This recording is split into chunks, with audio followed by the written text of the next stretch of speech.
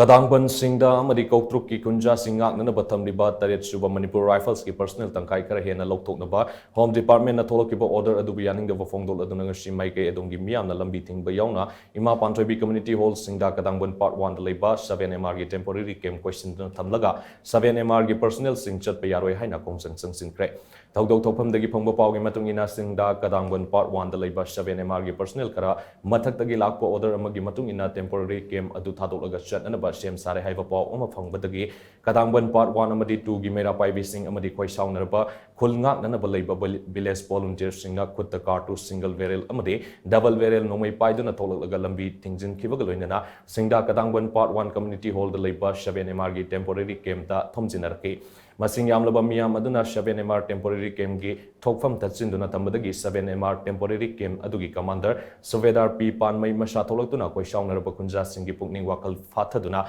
irang thokan bidanaba haizaki Koi se 7MR lady se koi sida mini funi ai parga daga Koutruk tana mi kunhumdoine jamna ramag tharaga maina koi se 63 pulap leibne se areas da batao ida koi battalion degi aina kano leringai da toy sida mi masing mi lady sing list piro ado mi kuntham doi se louthok to biadre aina anisda mafamani se fain louthokpa emho kunthra lai hawa aina mai hairapudagi duty order laabnina koi chatta yadabnina koina thorang tawgo duda mayamna paisaunaraga maina noinyamna maina phongdokladuna du koi gi order dina maina koi society du maina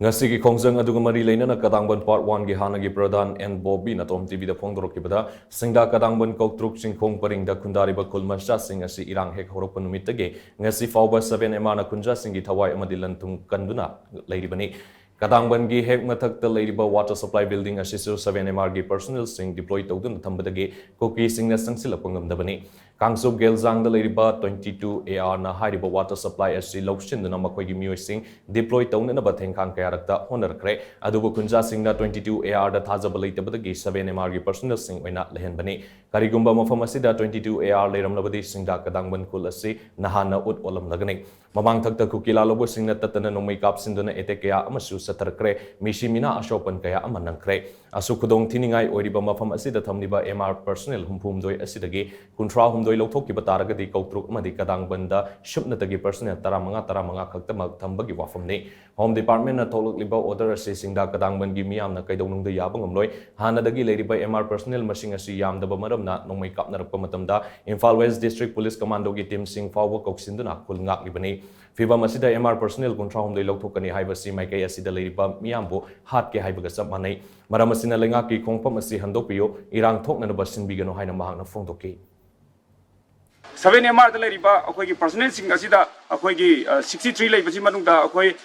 Kuntra Humdoma, withdraw the Warga 30 Zina, Kaudruka Sindaga, Minister Habigi Wafamasi, Akogi, Zagasida Suga Yabangam Loy, Maramaduna Haivam Famasi, Akoi, Sinda the Lariba 7MR deployed to Basi, Akoi, Lautopa, Yaroi!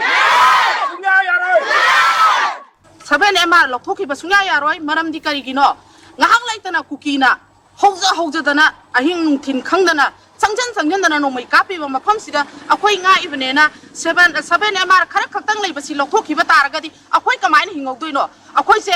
moi si louthokpi graga kukina halaga sidok saruk-tudi akoi gi sarkar state force na hatpi gera central army na hatpi gera hatpi raga thambiramoba Manipur 7MR sinataba